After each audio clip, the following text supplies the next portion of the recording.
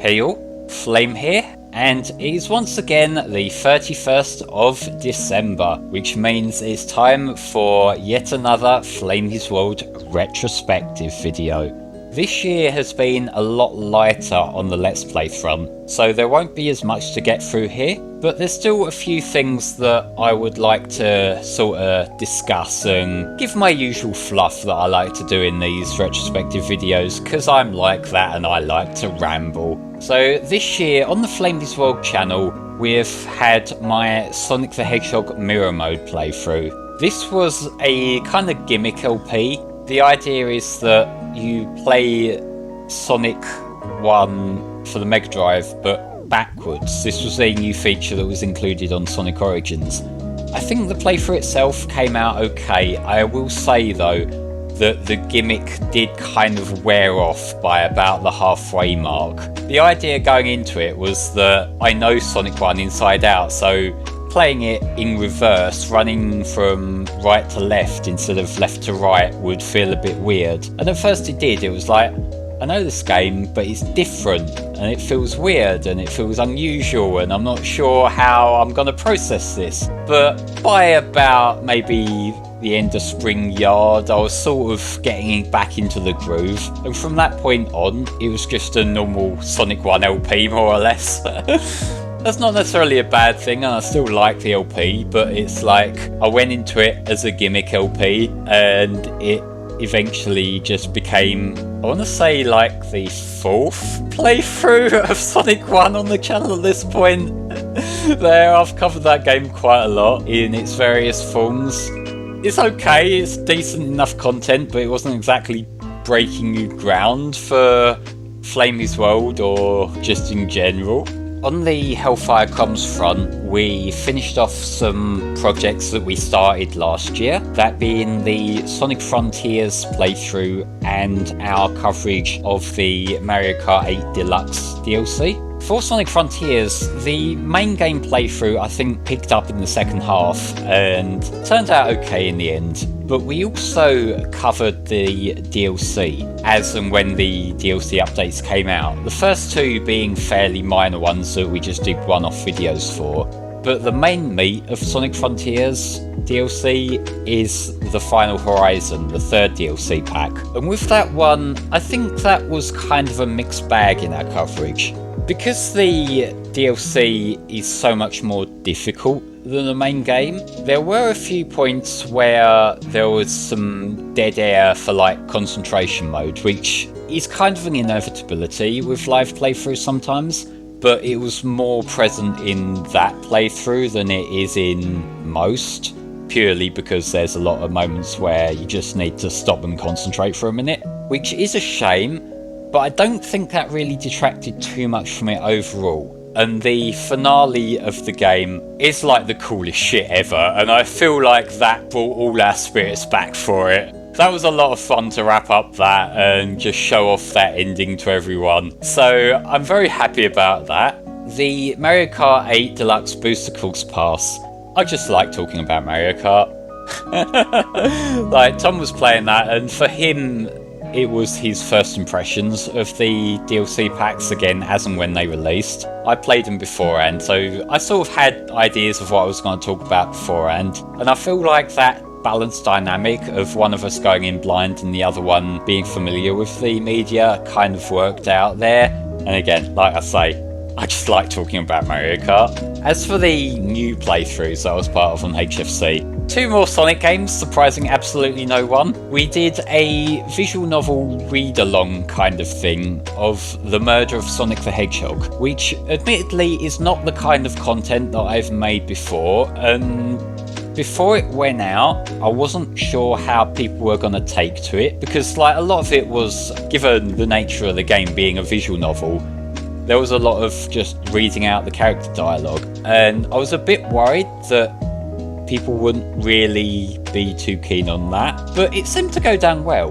The feedback for that, people seem to enjoy it in the comments and whatnot, and I'm happy about that because it just gives us new options and new kind of games that we can cover going forward. Again, it's also something that kind of helped break me out of my funk a bit, because I am very set in my ways. I have a very specific idea of what content should be, what Let's Play should be. So to get a positive reaction to something that's not that, it kind of forces me to broaden my horizons a bit more. There was also our playthrough of Sonic 3 and Knuckles as Knuckles. This is a much more traditional kind of Let's Play, post-commentary thing with Tom, Rich and myself. It's our usual lineup. I enjoyed doing that one. That's kind of my shit. That's probably my favourite one we've done this year because it is the closest to what I personally like from an LP. Maybe there's a bit of bias there, but you know, it's kind of a different take on Sonic 3 and Knuckles that I hope maybe people who haven't played 3 and K as Knuckles before might have seen that as kind of a fresh take on it. Naturally, most people who cover 3 and K just play as Sonic because that's like the main game there. But now Knuckles has his own things that are worth playing through and showing off, and so yeah, it's another classic Sonic playthrough, but it's one that I feel has its place, and I'm very happy about how it came out. Like I mentioned, this year wasn't just about LPs, there was also quite a bit of miscellaneous content here. On FlameHisWorld, I did something that I've never done before, which was a trailer reaction video to Sonic Superstars, which I think for my first attempt at doing a reaction video was okay. It's just a shame that when it came out, when the game itself came out, I really didn't like it. I got really excited about it watching that trailer, and then it came out and I was like, it's a 2D Sonic game, I guess. It's not really that exciting, and the level design is kind of bullshit. And it's got these Sonic 4 slow bosses that I don't like as well. So, I mean, I'm not sure whether I want to do more reactions to things going forward because it's a very different kind of content, but at the same time I am very keen on the idea of experimenting with new kinds of content now. I've been in a bit of a funk on Let's Play stuff because I feel like it's a very big commitment to something that's very time consuming, and so if I can produce other kinds of content to complement Let's Plays, not replace them but complement them, I feel like that could do wonders for my own personal inspiration and my will to work on these projects, because I get very deep in stuff for my FC Playthroughs channel, and that means that this channel usually gets abandoned a bit. Like, there's not usually that much going on. So if I can just do some minor things to fill the gap between Let's Plays and like the projects that take a lot more investment of time, I feel like that would do good for both the health of the channel and just my own motivation. I also did a couple more YouTube shorts this year, which is a format when it first came about on YouTube. Like, I just wrote it off mentally because I kind of saw it and thought, this is some TikTok Zoomer shit.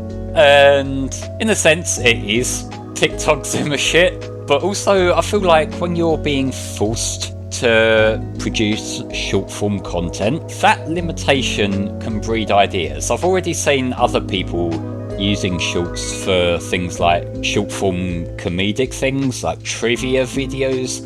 There's a lot of potential there, and I would like to continue exploring that. Maybe I'm leaning more towards the trivia things because like comedy has never really been my strong suit. If you saw the Mario video, the Mario YouTube short that I put out, that's basically the extent of my humour with this kind of thing, which it's not funny. Please don't tell me it's funny because it will enable it, but I thought that was funny.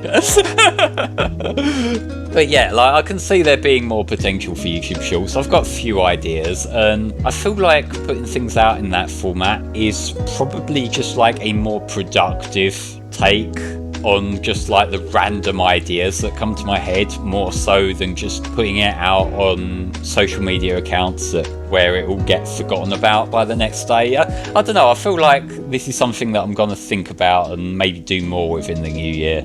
As for my plans going forward, I've sort of alluded to it here, but I do want to think outside the box a bit more and do things that aren't necessarily full Let's Plays. I've been thinking, and this isn't a hard commitment yet, but I would like to experiment a bit more with doing some quick look format videos. They're not full playthroughs, but they're kind of like a first impressions kind of thing. I've been watching the way that a lot of streamers make content these days, and a lot of the time they will play up as far into a game and as they can make interesting content with, and they'll move on to the next thing. And naturally, like, a lot of people have been doing first impressions videos for a long time now, and I'd like to give my take on that, and it'll also help me filter through my video game backlog a bit better, because like, I think everyone can relate to that. You have a lot of games just sitting there, you think I'll play that one day, and then you don't. Whereas if I can give my impressions as I play, it will maybe motivate me to actually open some of these boxes and actually play them. So that is one thing that I'm thinking about doing. I've got some ideas for other LPs that I want to do. We've got ideas for the first couple of playthroughs we're going to do on the HFC channel too, which I'm not going to announce just yet, just in case those ideas change, but I do have the footage prepared for both of them, and one of them is a pretty meaty run, so that could be interesting. The other miscellaneous project that I haven't touched on yet was the HFC All-Stars Marathon. This one was a big one, and again we raised a lot of money for the Child's Play charity, which I'm very happy about as usual. I will say this one felt like the most draining, and this was like a common sentiment shared among the group as we were getting to the end there. I think a lot of us overcommitted and put down a lot of bigger games for that, and it backfired. That doesn't take away from the success of the marathon, and I still think we put on a good show given the situation, but we have all agreed that next time we do one of these charity marathons, it's going to be a smaller scale event, and that will play to our strengths a bit more. But that's about as much as I have to cover for this year. So thank you to everyone who's supported the projects I've been part of. I hope you've all had a great year, and I hope that 2024 will be even better. See you next time for another video. Bye bye for now.